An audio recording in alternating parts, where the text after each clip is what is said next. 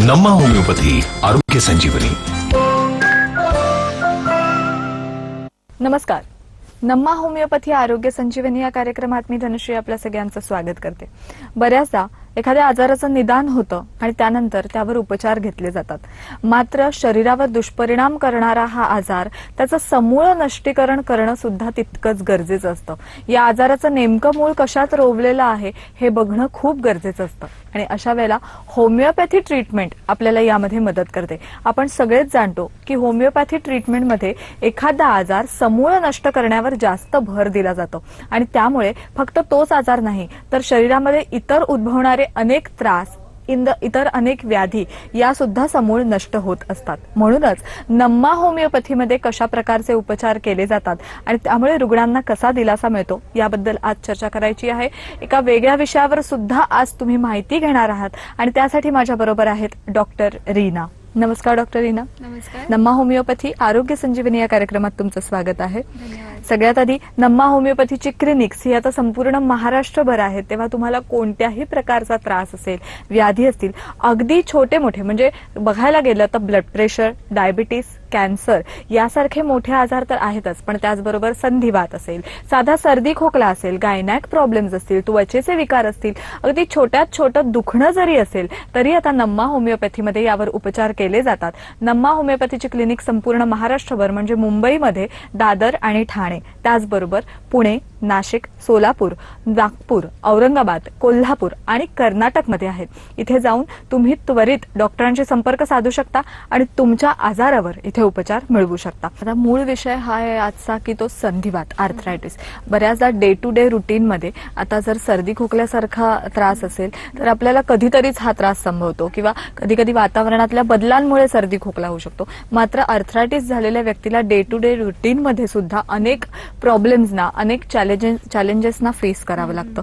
अशा वेळेला आर्थरायटिस म्हणजे नेमकं काय असतं, त्याची सुरुवात कशी असते आणि त्या व्यक्तीला आर्थरायटिस झालेला आहे याचं सगळ्यात पहिलं लक्षण काय आहे? बरोबर. कसं असतं माहितीये का, आता नॉर्मल व्यक्तीने म्हणजे आपणही खूप जास्त एक्झर्सन केलंय, खूप जास्त आपल्याला शारीरिक तणाव पुरतोय, कामं करतोय, असं जर खूप दिवसांपर्यंत झालं तर नॉर्मल व्यक्तीला पण बॉडी पेन होऊ शकतं, सांधेदुखीचा त्रास होऊ शकतो. तुम्ही अगदी 10-10 तास कम्प्युटरवरती बसताय तर आपल्याला मानदुखी, पाठदुखी पण होऊ शकते. बरोबर. म्हणजे याला आपण काय म्हणू शकतो की एक इनडिस्पोजिशन आहे किंवा हे तुमच्या लाईफस्टाईलमुळे झालेले आजार आहेत. यासाठी तुम्ही थोडंफार औषधी घेतलं आणि प्रॉपर रेस्ट केली, प्रॉपर डाएट मॅनेज केलं तर तुमच्या त्या तक्रारी कमी होऊन जातात, है ना. म्हणजे काही दिवसात आपल्याला आराम पडून जातो थोडंफार दुखणं असेल तर. पण जर हेच दुखणं तुमचं कायम स्वरूपात राहतंय, आपण काय म्हणतोय ना की कुठला पण आजार आपण क्रॉनिक किंवा दीर्घकालीन मध्ये केव्हा टाकतो, जेव्हा तो तुम्हाला 3 ते 6 महिन्यापर्यंत तो टिकून राहतोय. म्हणजे त्या व्याधी किंवा ते जे दुखणं आहे तुम्हाला हे सलग 3 महिने ते 6 महिन्यापर्यंत तुम्हाला चालूच आहे. माझे गुडघे दुखणं चालू झाले, हे अगदी खूप दिवस झाले चालूच आहे. थोडं पण आपण चालतोय, बसतोय, उठतोय, काम करतोय तरी पण आपल्याला तो त्रास चालूच आहे. दुखण्यासाठी आपण पेन किलरची एखादी गोळी लगेच घेऊन टाकतो. आता आपल्याला सवय असते, थोडं पण दुखलं की आपण एक गोळी घेऊन टाकतो, है ना. तर ह्या गोळ्या घेऊन सुद्धा तुम्हाला जर तो त्रास वारंवार येतोय, म्हणजे आपल्याला कळायला लागले की हा माझ्या आता जीवनातला किंवा रोजच्या दिवसातला हा एक पार्ट झालाय, दुखणं म्हणजे जीवनातला एक पार्ट झालाय. सो त्यावेळेस आपण म्हणू शकतो की पेशंटला संधिवाताची सुरुवात झालेली आहे म्हणून. ओके. तर आता जसं की संधिवाताबद्दल बोलायचं झालं, आर्थरायटिस म्हणजे नेमकं काय, ही जनरलाइज टर्म आहे. सगळ्या सांध्यांच्या रिलेटेड ही एक टर्म आहे ज्याच्यामध्ये काय सांगितलं जातं की ती हाडांवरती आलेली सूज, ऑर्थो आणि आयटिस, इन्फ्लमेशन म्हणजे हाडांवरती आलेली सूज. तर याला डिव्हाइड केलेलं असतं. आता रेग्युलर बेसिसवरती आम्हाला जसं की मॅक्झिमम पेशंट बघायला मिळतात ऑस्टिओ आर्थरायटिसचे. ऑस्टिओ आर्थरायटिस म्हणजे काय, संधिवात. ऑस्टिओ आर्थरायटिसचा जो आजार असतो हा तुम्हाला वयानुसार येताना आढळतो. जसं की वयाच्या 40 किंवा 50 किंवा 60च्या दरम्यान तुम्हाला गुडघेदुखीचा त्रास होतो. या आजारामध्ये तुम्हाला युजली मोठे सांधे म्हणजे तुमचे गुडघे म्हणा, तुमचे हिप जॉईंट म्हणा, तुमचे खांदे म्हणा, ह्या सगळ्या जॉईंट्समध्ये तुम्हाला वेदना चालू होतात. सगळ्यात महत्वाचं कारण या आजाराचं तुमचं वाढतं वय, कॅल्शियम आणि व्हिटॅमिन डी ची झालेली कमतरता, हॉर्मोनल इम्बॅलन्स, तुमचं वाढलेलं वजन, तुमची बदललेली जीवनशैली किंवा मग मेकॅनिकल स्ट्रेस, जसं शारीरिक तणाव खूप जास्त पुरतोय, कामं खूप जास्त करावी लागतात. एनी ट्रोमॅटिक हिस्ट्री, जसं की आपल्याला कधीतरी ऍक्सिडेंटल इंजुरी होऊन जाते, आपण पडतो, आपल्याला लागतं, फ्रॅक्चर वगैरे होऊन जातं, त्यानंतर सुद्धा तुम्हाला गुडघेदुखीचा त्रास सुरू होतो. या त्रासांव्यतिरिक्त मानसिक ताणतणाव हे सुद्धा एक महत्वाचं कारण या आजारामागे ठरू शकतं. बाकीची सगळी कारणं आपल्याला दिसणारी आहे, पण मानसिक ताणतणाव हे फक्त आणि फक्त त्या पेशंटला माहिती असतं, बरोबर. तर आपलं मेडिकेशन जे असतं हे शारीरिक आणि मानसिक दोन्ही गोष्टींना कन्सिडर करून दिलं जातं, म्हणून आपण संधिवातावरती पण खूप चांगल्या पद्धतीने कार्य करू शकतो. हे झालं संधिवाताबद्दल. दुसरा आपल्याला कॉमन आजाराबद्दल बोलायचं झालं तर रुमॅटॉइड आर्थरायटिस, ज्याला आपण आमवात असं सुद्धा म्हणतो. आमवात किंवा रुमॅटॉइड आर्थरायटिस हा जो आजार आहे हा एक ऑटो इम्युन डिसीज आहे. जसं की आपण बोललो की सगळ्यात पहिले तुम्हाला पेशंटला बरं करायचं असेल तर तुमची रोगप्रतिकार शक्ती किंवा इम्युनिटी वाढवणं खूप आवश्यक आहे, राईट. सो बेसिकली इम्युनिटी रिलेटेडच हा आजार असतो तुमचा. तुमची इम्युनिटी डिस्टर्ब झाल्यामुळे काय होतं ना की शरीरातल्या ज्या चांगल्या पेशी आहेत, चांगल्या सेल्स आहेत, त्याच्यावरती एका प्रकारे अटॅक व्हायला सुरू होतो आणि त्याच्यामुळे तुमच्या हाडांवरती सूज यायला सुरू होते.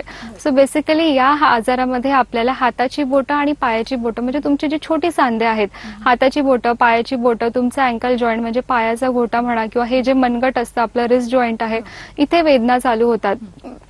बऱ्याचशा पेशंटला स्त्रिया जेव्हा आमच्याकडे येतात तेव्हा कंप्लेंट करतात की त्यांना कणिक मळताना त्रास होतोय, की कपडे पिळताना त्रास होतोय, थोडं पण झाडून काढायला लागले तरी त्रास होतोय, किंवा केस विंचरतायत तरी सुद्धा त्रास होतोय.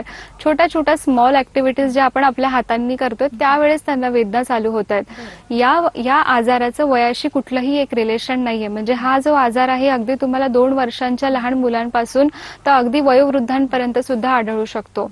बेसिकली या आजाराचं कारण जर आपण बघितलं तर एकमेव कारण म्हणजे तुमचं हे अनुवांशिकरित्या येऊ शकतं. दुसरं कारण म्हणजे मानसिक ताणतणाव. हे 2च कारणं आपल्याला या आजाराच्या मागे आढळतात. या व्यतिरिक्त पण आपण जर बोललो तर बरेचसे प्रकार आहे, जसं की गावठी आर्थरायटिस, ज्यामध्ये युरिक ऍसिडचं प्रमाण वाढतंय. युरिक ऍसिड जेव्हा 7 ते 7.5च्या वरती जेव्हा जातं तेव्हा तुमच्या पायाची बोटं आणि हाताची बोटं याच्यामध्ये पण दुखणं येऊ शकतं.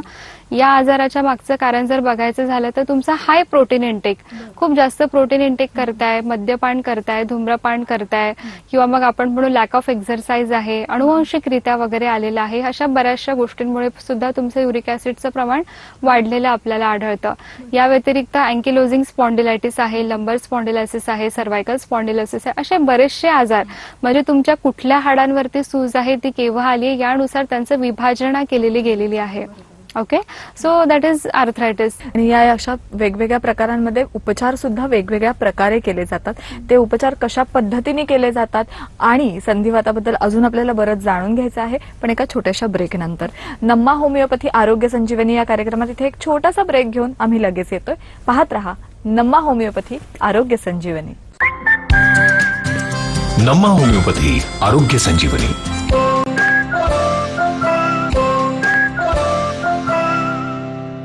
ब्रेक नंतर नम्मा होमिओपॅथी आरोग्य संजीवनी या कार्यक्रमात आपल्या सगळ्यांचं पुन्हा एकदा स्वागत. पुन्हा एकदा आपण मुख्य विषयाकडे वळतोय आणि आजचा विषय आहे आर्थरायटिस. आता डॉक्टर रीना यांनी आर्थरायटिसचे वेगवेगळे प्रकार आपल्याला समजावून सांगितलेले आहेत.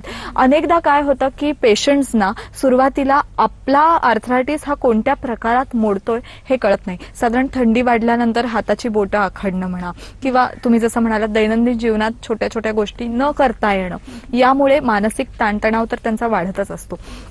मात्र या सगळ्याबरोबरच त्यांनी काय काळजी घेतली पाहिजे, कारण सुरुवातीला जसं तुम्ही म्हणालात ही सांधेदुखी सुद्धा असू शकते आणि चुकीच्या पद्धतीने आर्थरायटिसची जर औषधं घेतली तर त्याचेही दुष्परिणाम होऊ शकतात. मग अशा वेळेला काय काळजी घेणं डॉक्टरांनी सुद्धा आणि रुग्णांनी सुद्धा? नक्कीच सांधेदुखीमध्ये जसं की आपण बघतो की बरेचसे प्रकार आपल्याला आढळतात आणि त्याचनुसार डाएट आणि मॅनेजमेंटचा प्रकार येतो. बेसिकली आपण आपल्या नम्मा होमिओपॅथिक क्लिनिक्समध्ये कुठल्याही प्रकारचे डायटरी रिस्ट्रिक्शन जास्तीत जास्त पेशंटला सांगत नाही. जसं की आपला एक कन्सेप्ट आहे, आपण पेशंटच्या अगदी खाण्यापिण्यामधून 10 ते 15 गोष्टी कमी करतोय आणि मग पेशंटला बरं करतोय, पण न्यूट्रिशनल डेफिशियन्सीज पण कुठेतरी येऊ शकतात, राईट. सो आमचं असं एक मत आहे की पेशंटला सर्व काही खाऊन सुद्धा त्याचा आजार बरा होणं हे खूप जास्त गरजेचं आहे आणि तोच आमचा एक मेन फोकस असतो.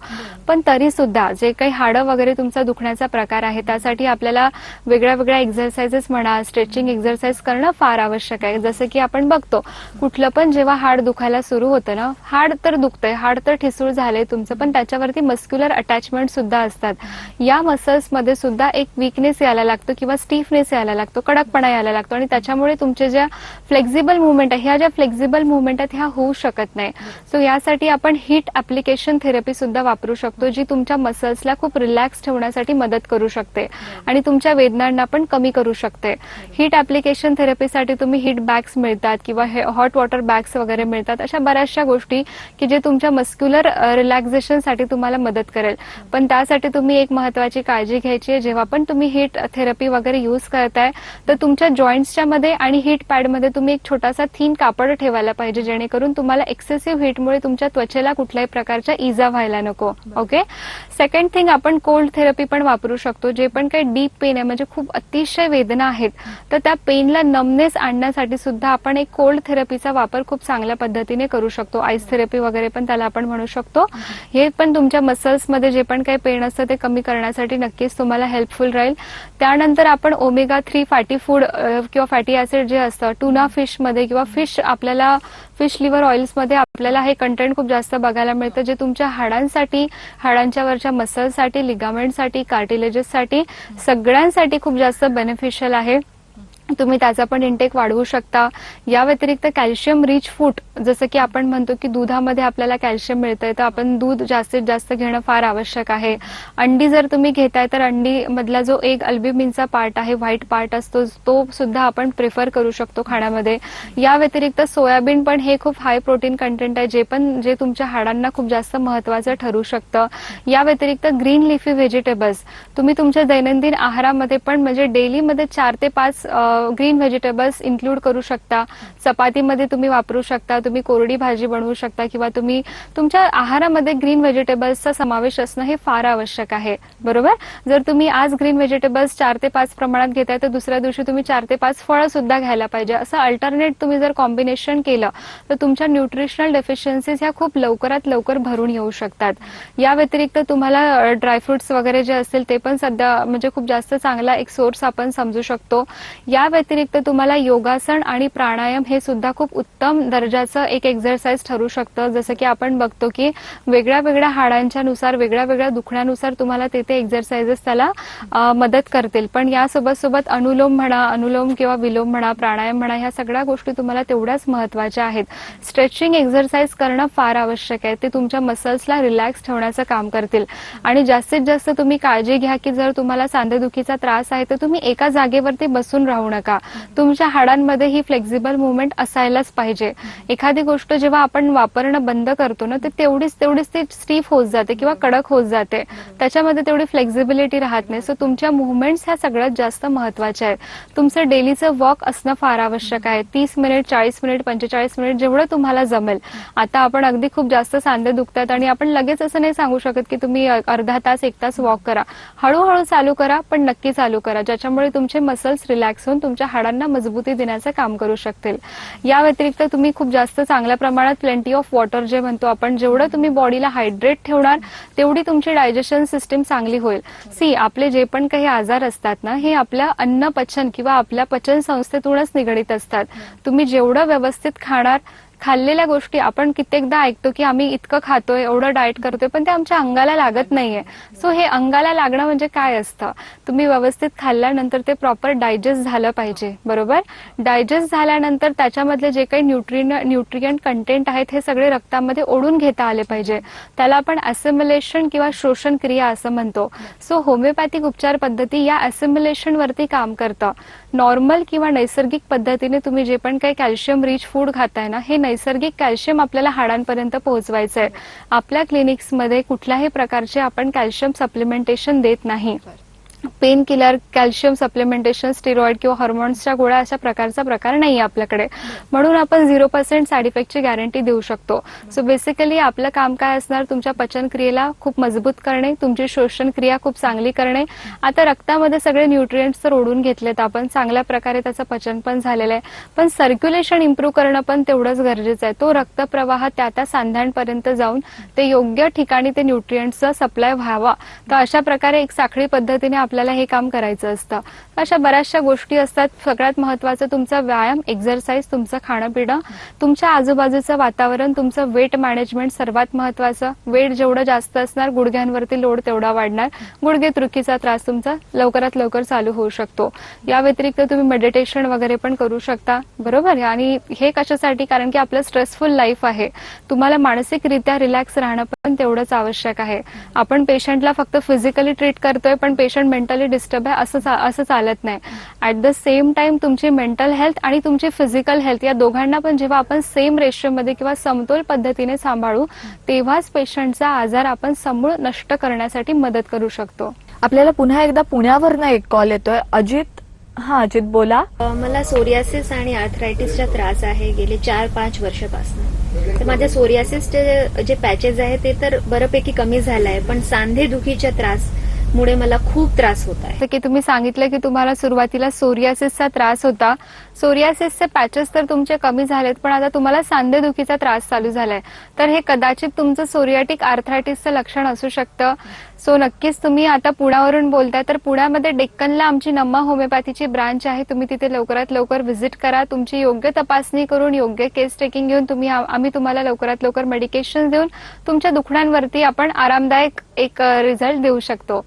सर, सोरियाटिक आर्थरायटिसचा जो प्रकार असतो ना, कसं आहे की हा एक ऑटोइम्युन डिसीज आहे. तुम्ही बरेचसे औषधी वगैरे घेताय, क्रीम लावताय, मलम लावताय, सोरियासिसचे पॅचेस कमी होत आहेत, पण तो आजार समूळ नष्ट झालेला नाहीये अजून पण. सो नक्कीच तुम्ही आमच्या डेक्कन ब्रांचला व्हिजिट करा, जेणेकरून आम्ही तुम्हाला लवकरात लवकर तपासून योग्य ती ट्रीटमेंट देऊ शकतो. बरोबर आहे. जसं तुम्ही म्हणालात की हाडांची ठिसूळता असो किंवा मग सांध्यांमध्ये जी स्निग्धता कमी झालेली आहे, अशामुळे संधिवात किंवा आर्थरायटिस सारखा आजार उद्भवू शकतो. याचबरोबर अनेक अनुभव तुमच्या गाठीशी आहेत. अनेक वर्ष तुम्ही नम्मा होमिओपॅथीशी जोडल्या गेलेल्या आहात आणि त्या माध्यमातून तुम्ही अनेक रुग्णांवर यशस्वी उपचार सुद्धा केलेले आहेत. तर असे काही अनुभव आहेत का जे आपल्या प्रेक्षकांबरोबर तुम्ही शेअर करू शकता? संधिवाताचा असा काही अनुभव? नक्कीच. आता गेले 8 ते 10 महिन्या आधीचीच केस आहे.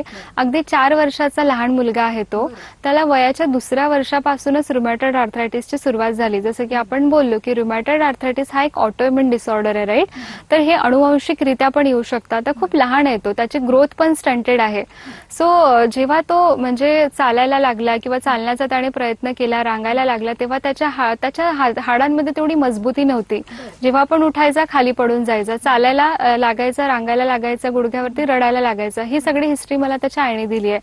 सो कसं होतं ना की जेव्हा तो आपल्या क्लिनिकमध्ये आला, जेव्हा आम्ही त्याचं प्रॉपर बघितलं की काय कारण आहे या आजाराचं किंवा काय काय झालंय, पूर्ण पायाच्या घोटांवरती सूज, तुमच्या मनगटांवरती सूज, अगदी छोटासा मुलगा होता. त्याला बघून हे आजार आपल्याला मॅच करता पण नाहीत की एवढ्या कमी वयामध्ये सांधेदुखीचा त्रास झाला, राईट? तर पेशंटला ऑलरेडी खूप सारे स्टिरॉइडल मेडिकेशन चालू होते किंवा मग त्याला सगळ्या गोष्टी चालू असून सुद्धा त्याच्या हाडांचं जे सूजचं प्रमाण होतं हे काही कमी होत नव्हतं. आपला टीव्ही शो बघून किंवा नम्मा होमिओपॅथीचा कार्यक्रम बघूनच त्यांनी आपल्याकडे येण्याचा प्रयत्न केला. खूप चांगल्या पद्धतीने आम्ही त्यांचे काउन्सिलिंग केलं की कारण की कसं असतं ना, एवढ्या लहान वयामध्ये जर आजार होतोय, पेशंटला तर नाही कळत, पण त्यांच्या आई वडिलांची मनस्थिती सांभाळणं हे तेवढंच महत्वाचं असतं. सो काउन्सिलिंगचा जो पार्ट असतो हा पेशंटला तर करायचंच आहे आपल्याला, नो डाऊट, पण ऍट द सेम टाइम पेशंटच्या सोबतचे जे रिलेटिव्ह असतात, त्यांना सांभाळणारे जे लोक असतात, त्यांच्याकडेही आपल्याला लक्ष देणं फार गरजेचं असतं. सो त्यावेळेस त्यांची पूर्ण केस टेकिंग वगैरे आपण घेतली आहे. पेशंट सुरुवातीला जेव्हा आपल्याकडे आला तेव्हा हाडांवरती सूज तर होतेच, दुखण्याचं प्रमाण पण होतं, पण सोबत पेशंटला भूक लागत नाही, युरिन आणि मोशन व्यवस्थित होत नाही किंवा चिडचिडेपणा खूप जास्त करतो. हे काय असतात ना, हे फिजिकल जनरल असतात.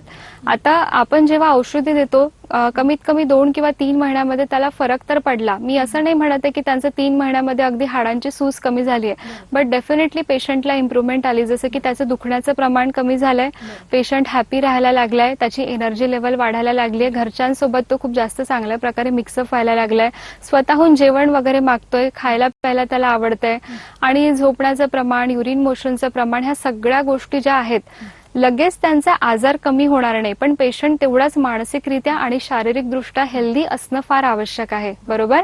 म्हणून तुमचा जो पर्टिक्युलर डिसीज आहे, जसं की आता तुमच्या हाडांवरची सूज कमी नाही झाली म्हणजे आपण बरं नाही झालो असं नसतं. ऍट द सेम टाइम पेशंटचे बाकीचे क्रायटेरिया सुद्धा तेवढेच चांगल्या प्रकारे मॅचअप व्हायला पाहिजे. अगदी 6 ते 7 महिन्यामध्ये पेशंटच्या हाडांवरची सूज पण कमी व्हायला लागली आहे आणि आपण प्रयत्न करतोय की त्याचे जे बाकीचे मेडिकेशन चालू आहेत, लाईक स्टिरॉइडल ऍप्लिकेशन्स किंवा what ever that medicine that time, तर त्यांचं प्रमाण सुद्धा आपण हळूहळू कमी करण्याचा प्रयत्न करतोय. ऑन गोईंग केस आहे ती, अजूनही आपल्या क्लिनिकमध्ये आहे सध्या. येस. डॉक्टर रीना, तुम्ही या कार्यक्रमात सहभागी झालात, उत्तम मार्गदर्शन आपल्या सगळ्या प्रेक्षकांना केलं, त्याबद्दल तुमचे खूप आभार. धन्यवाद. नम्मा होमिओपॅथी आरोग्य संजीवनी या कार्यक्रमात इथेच थांबूया. धन्यवाद.